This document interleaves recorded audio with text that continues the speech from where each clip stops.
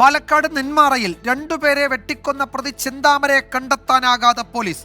ചെന്താമരയ്ക്കായി നെല്ലിയമ്പതി വനമേഖലയിലും പ്രദേശത്തെ ജലാശയങ്ങളിലും 100-ലധികം പോലീസുകാർ തെരച്ചിൽ നടത്തുകയാണ്. പരാതികൾ ലഭിച്ചിട്ടും ജാമ്യവ്യവസ്ഥ ലംഘിച്ച പ്രതിക്കെതിരെ പോലീസ് നടപടിയെടുക്കാത്തതിൽ ADGP മനോജ് എബ്രഹാം പാലക്കാട് ജില്ലാ പോലീസ് മേധാവിയോട് അടിയന്തര റിപ്പോർട്ട് തേടി. 2 കൊല്ലം കൂടുമ്പോൾ പോലീസുകാർ മാറുന്നതുകൊണ്ട് അവർക്കും ഒന്നും അറിയില്ല പറഞ്ഞു. ഞാൻ എന്നിട്ട് അവിടെ പോയിട്ട് എല്ലാ കാര്യങ്ങളും എല്ലാം ഓരോന്ന് പറഞ്ഞു കൊടുത്തതാണ്. എന്നിട്ട് അവർ രാവിലെ 2 പോലീസുകാർ ഞങ്ങൾ പോയി കഴിഞ്ഞിട്ട് കുറേ കഴിഞ്ഞിട്ട് 2 പോലീസുകാർ വന്നിട്ട് അയാളിനെ സ്റ്റേഷനിലേക്ക് വരാൻ പറഞ്ഞു. അത്രേ അറിയുള്ളൂ. അത് കഴിഞ്ഞിട്ട് അയാൾ തിരിച്ച് അതേപോലെ തന്നെ വന്നു. ഒരു നടപടി അവരുടെ ഭാഗത്ത് നിന്ന് സ്വീകരിച്ചിട്ടില്ല. കരച്ചിലടക്കാനാകാതെ സുധാകരന്റെ മകൾ അഖില പറയുകയാണ്, പരാതിപ്പെട്ടപ്പോൾ പോലീസ് ഒന്നിടപെട്ടിരുന്നെങ്കിൽ പ്രിയപ്പെട്ടവരെ നഷ്ടമാകില്ലായിരുന്നുവെന്ന്. അവരൊന്ന് ശക്തമായിട്ട് ആക്ഷൻ എടുത്താണെങ്കിൽ അച്ഛനുണ്ടാവുമായിരുന്നു. അച്ഛൻ പോലുമില്ല.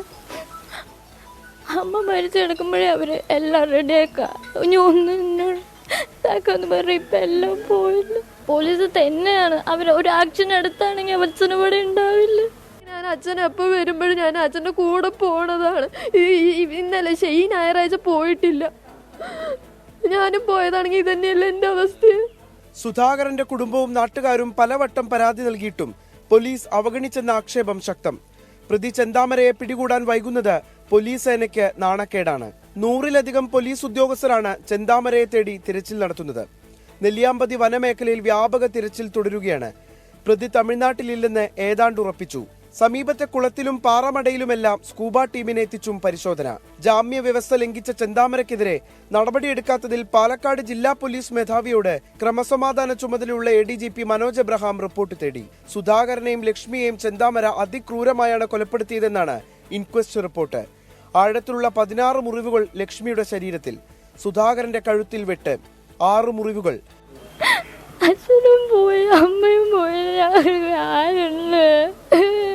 100-ലേറെ പോലീസ് ഉദ്യോഗസ്ഥർ, അതിലേറെ നാട്ടുകാർ.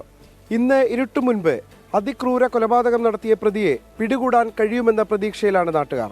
പ്രഭുപാലിനൊപ്പം നിഖിൽ പ്രമേഷ്, 24 നെന്മാറ.